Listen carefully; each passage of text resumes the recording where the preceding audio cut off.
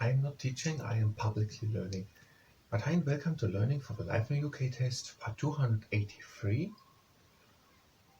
Constitutional Institutions. It is on page 107. While doing leg stretching, if you participate in the leg stretching, it is at your own risk. And we have just 3 exercises, so we're going to do them quite long. If it is too long, just take a break. And we're starting with the first one. We're bringing one leg in front with the heel onto the ground, and we're pulling the toes in, and we're contracting from time to time the quad muscles. So we're starting with contraction of the quad muscles. Constitutional institutions. In the UK, there are several different parts of government. And the main ones are the monarchy, Parliament, the House of Commons and the House of Lords, they are the Parliament, the Prime Minister, the Cabinet, we're releasing the contraction, but keeping the leg in, the Cabinet, the Judiciary, these are the courts, the police, the civil service, and the local government. And contracting it. In addition, there are developed governments in Scotland, Wales, and Northern Ireland that have the power to legislate on certain issues. So there are different institutions of the constitution. And in the UK, these are multiple. For example, the monarchy, with the monarch at the top, and releasing the contraction. So the monarch has something to say, or something to do, or as part of the constitution, something like that. And then having the Parliament, and the Parliament has the House of Commons and the House of Lords. And we're contracting again. So the Parliament is an institution which is part of a constitution in Britain. And then there is the Prime Minister. The Prime Minister has also a lot to say. And the function of the position of the Prime Minister is a part of a constitution of the United Kingdom. And then the Cabinet, and then the judiciary, these are the courts. So also the courts in the United Kingdom have something to say. We're releasing the contraction, but we're keeping the leg there. Yes, of course.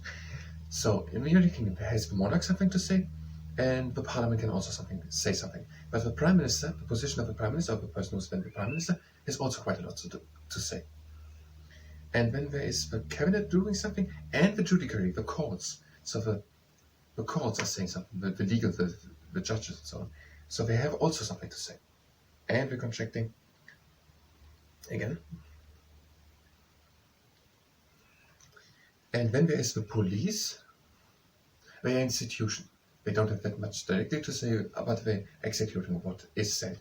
So the police is also an important institution of a constitution. Something like that. The police is also very important. And the civil service. Is that the military? Whatever. The civil service is an institution of constitution. Or something like that. And then the local government, so of smaller towns. They are also an important part of how the society of Britain works. And we're relaxing for last time. And on top of it, in Scotland, Wales, Northern Ireland, there are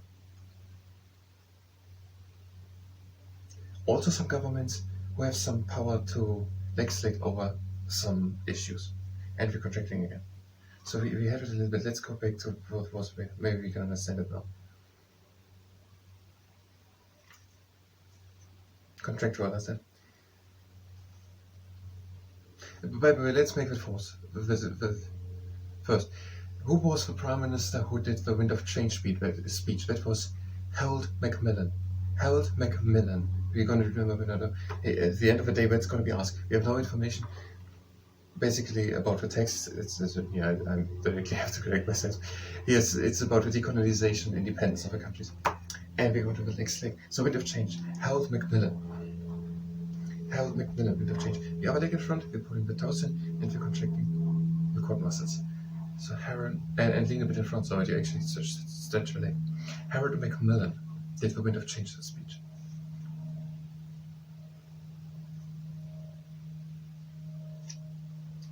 In 1972, the Northern Ireland Parliament was suspended and Northern Ireland was directly ruled by the UK government. In Northern Ireland, the Blair government was able to build on the peace process, resulting in the Good Friday Agreement signed in 1998. The Northern Ireland Assembly was elected in 1999 but suspended in 2002. Relax the leg, but keep it straight. It was not reinstated until 2007. Okay, whatever. In Northern Ireland, Scotland and Wales, there are also some governments who have also something to say. What might the questions be? We ask some things and then asks if these are part of the constitutions. I'm just wondering, what could be a question? What could be wanted for us for the test? Not only for life, but for in the test ask about it. And we're contracting again. So the monarch, or the monarchy, the parliament, the House of Commons and House of Lords, the prime minister, the cabinet, the judiciary, these are the courts, the police, the civil service, and the local government. So that is what we have here, two constitutional institutions. Now we're going to do nothing new. In the next part, we're going to do the monarchy. If you're just here for monarchy, you can go directly to the next part. Otherwise, we will continue with the leg stretching, and we will learn a bit of the things which we weren't able to fast. Now, these are movies. We are relaxing again. And with the movies,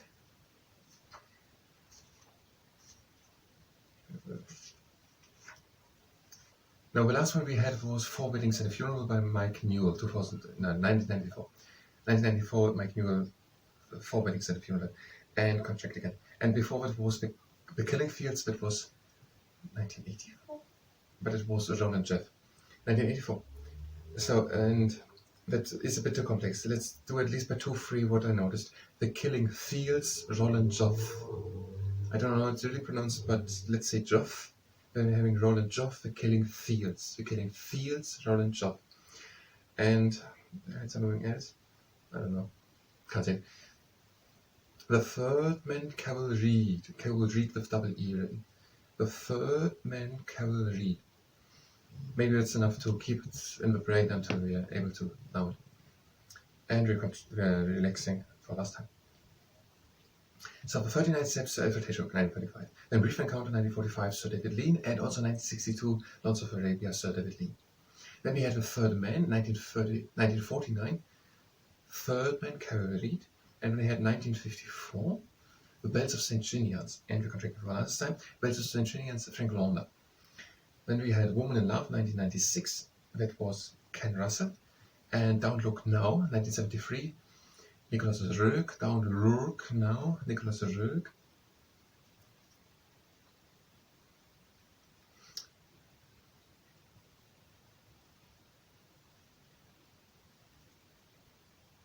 Some famous British films. Nicolas REG.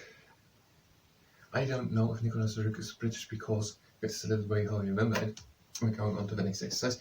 The leg to the outside, the torso pointing forward, and the anchor chain stability test, and repressing a bit into the ground. Nicolas REG, it sounds Dutch, and Don't Look Now places in Venice. And I don't know. Just the idea that someone from the Netherlands is shooting a film in Venice. I don't know why I find it interesting or whether. So, first off, I don't know the nationality. I don't know if he's Dutch. I don't even know if the name REG is Dutch, but that's how I remember it. Nicolas REG and Don't Look Now, place in Venice. So, Don't Look Now, Nicolas REG, 1973, and then we had Chariots of Fire, Hugh Hudson, 1981, and when we had The Killing Fields, 1984. Stay frontal of the leg. The Killing Fields, 1984. Killing Fields, Roland Joff. Killing Fields, Roland Joff. And then Four Weddings and a Funeral, 1994. Mike Newell. And the last one. Touching the Void, Kevin MacDonald. Touching the Void, Kevin MacDonald. Relax the leg a bit, but we keep the leg there. Touching the Void, Kevin MacDonald. Okay, that's a new. Touching the Void, Kevin MacDonald. Can we... Now what is in Haggis? Haggis. That was... No, that was stuff right. Haggis was the offal with sweet, the onions, and something else, which I forgot again. Offal, sweet, onions, oatmeal. And haggis is oatmeal. And we're pressing again a bit into the ground for last time. And haggis is oatmeal. Offal, sweet, oatmeal, and onions. And in Ulster fry, there is beef, sausage, and a third thing, and eggs.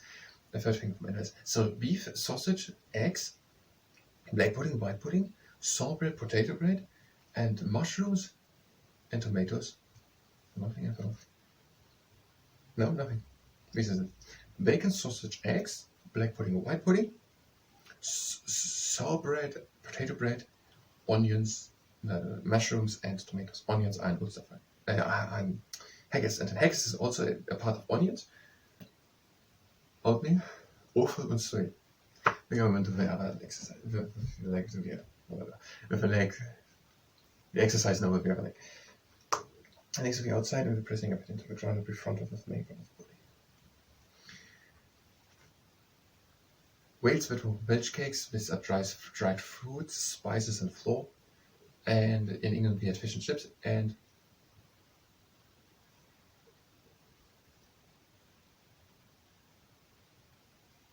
we had no name, but it's beef or roast beef with potatoes, vegetables.